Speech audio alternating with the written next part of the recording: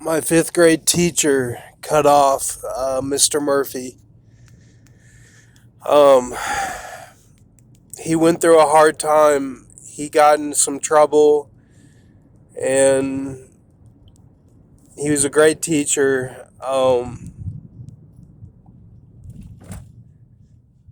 Jimmy Buffett was in the news, and he that was my fourth grade teacher. Was a big fan of his, and he's a little bit sick. Jimmy Buffett is, or he could be a lot sick, and he's in the hospital. Um, so that was going on the past couple of days, and then Kenneth was in the news right before Tina Turner died, and um, those are both directly related to Mr. Murphy because we would listen to Goldeneye and Tina Turner hits. I always liked the Goldeneye, and during reading or something like that. And Kenneth was my friend who he had a small hand. One of his hands was small. Um, Me and Scott Drake were friends with him, and he was in this the same class. And a couple years ago, I was in Lexington, and I was at a phone store, AT&T, and this guy kind of looked like Kenneth was telling me about Mr. Murphy, that he had gotten in trouble. And he kind of looked like Kenneth, but I don't think it was him. I would have been able to tell, I'm pretty sure, but uh,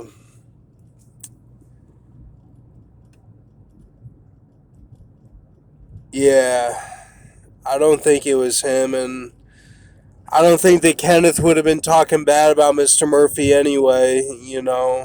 But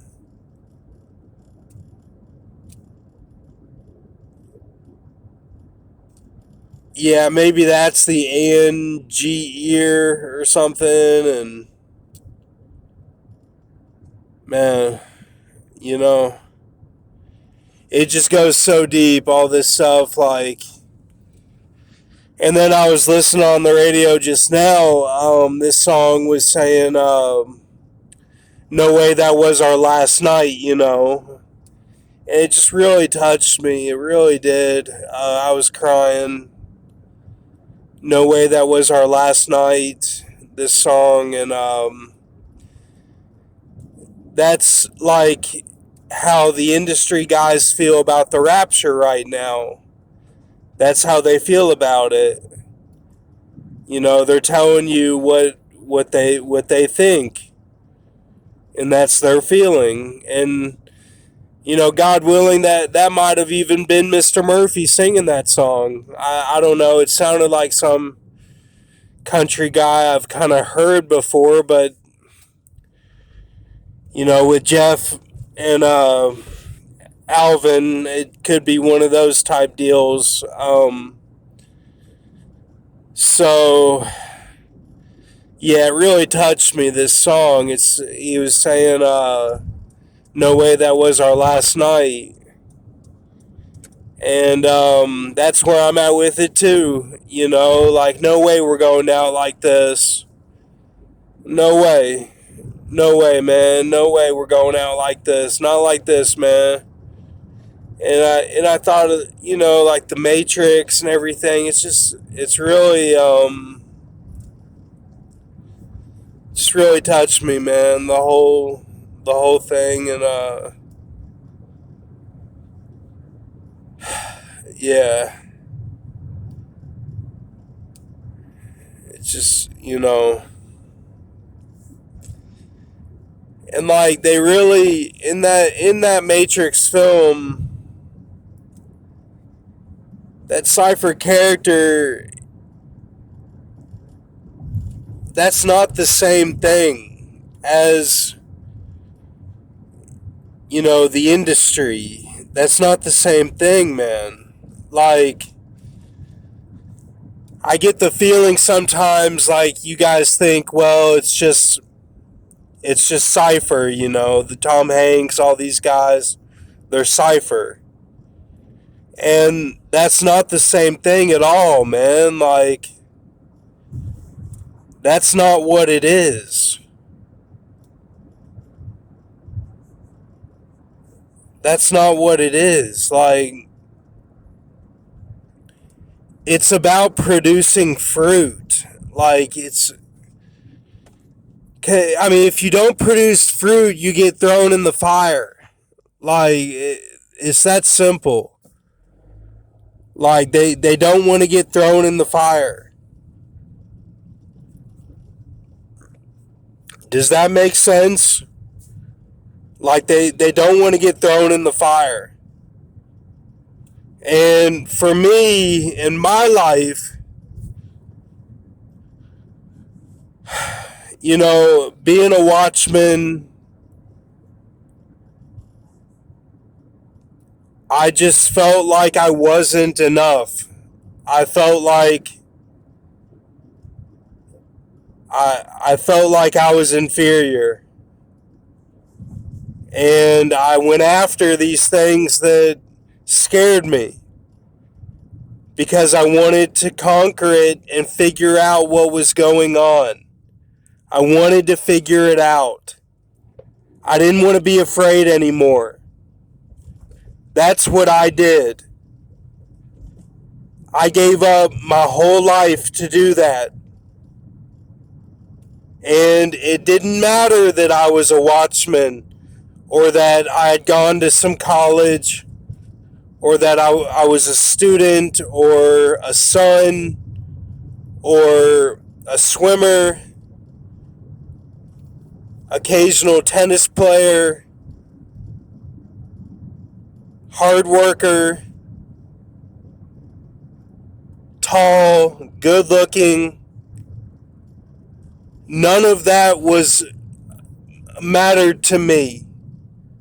I wanted to figure out for myself what was going on and how I could help the situation so that kids and people that are suppressed, that maybe I could help them. That maybe I could look at them and say, I get it. And that these feelings that I felt my whole life of being left out of the crew, of being shaky, repeating things, OCD,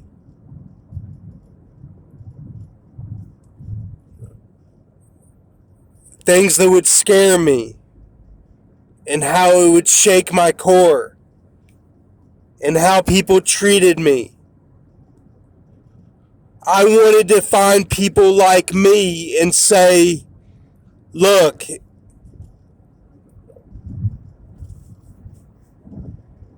I faced this stuff. I went to the bottom of it, and I came back up. I faced it. What they put on me, I faced it.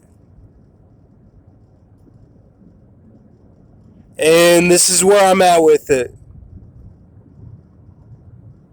And the stuff that Watchmen were talking about, sacrifices and stuff, I did it.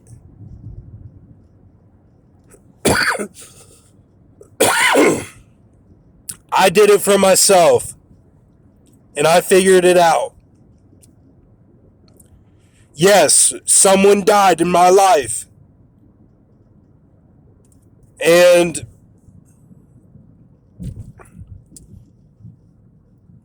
I was successful for a time. I was in the field working electric. And they even put me in the shop. Now, the whole time I'm thinking, this is a big downgrade. They want to just put me in here because I'm worthless.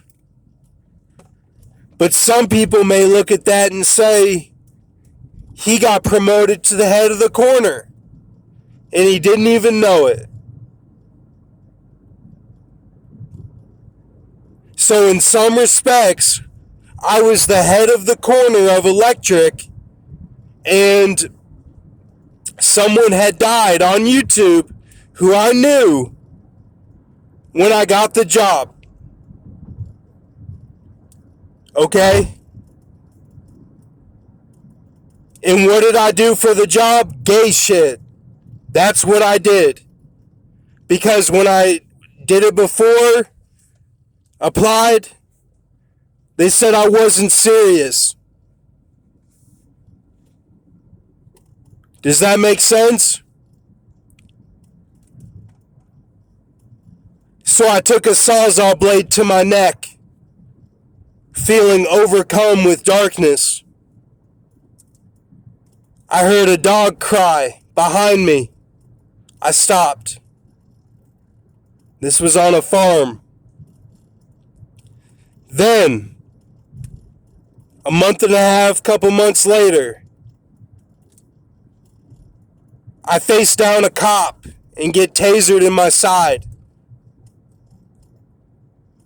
They took pictures, rose up my shirt, took pictures, hauling my shirt to prove it, my black shirt, t-shirt. And they made me sit up straight and take a picture because the taser had pierced my side. And they said I was 33 years old in the article. And I was only... My fake birthday is 20... My fake birthday is March 21st, 1992. And I was really born February 6, 1989. And this happened on June 6th, going into June 7th of 2015 at the corner of Angliana and Broadway gas station right there in Lexington.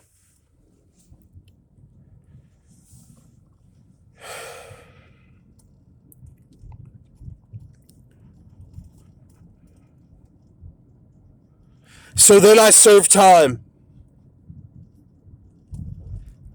And a few months before that, I had served even other time for facing my girl.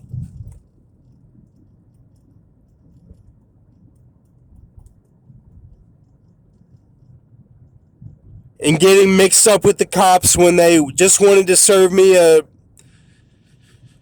warning. And I faced a cop there at the jail.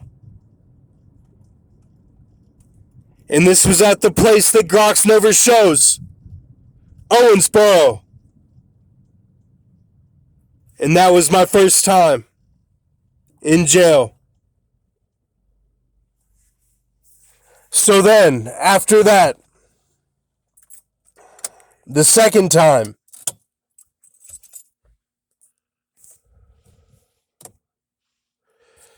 Alex Skarlatos was in the news, Spencer Stone, and Anthony Sadler in France, the train.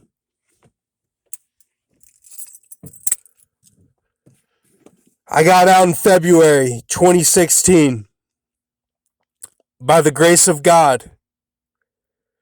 Went through mental health court for about a year and a half. 2017, the time that everyone thought was the birth of the Revelation 12, I got back on YouTube and started this. My first channel is called Mountain Dew Lemon. Before that was Brock the Rock And before that was Diomedes Achilles. And those were both shut down because of the court system with my girl at the time. So Mountain Dew Lemon started it back up again. And I've been on here ever since. Now, if you want to spit on me and tell me to slap my face and slap ass and do all this bullshit, you can do that. But you won't be respected by me. You won't be looked up to by me. You won't be a friend of mine. And you may not make it to heaven. Because this world, you gotta listen to these actors who went through it. And who, you know how I know they went through it? Because they have a point. And they said, Agamemnon, it's only the strong. And that's right. That's what I believe. It's only the strong who make it in this world.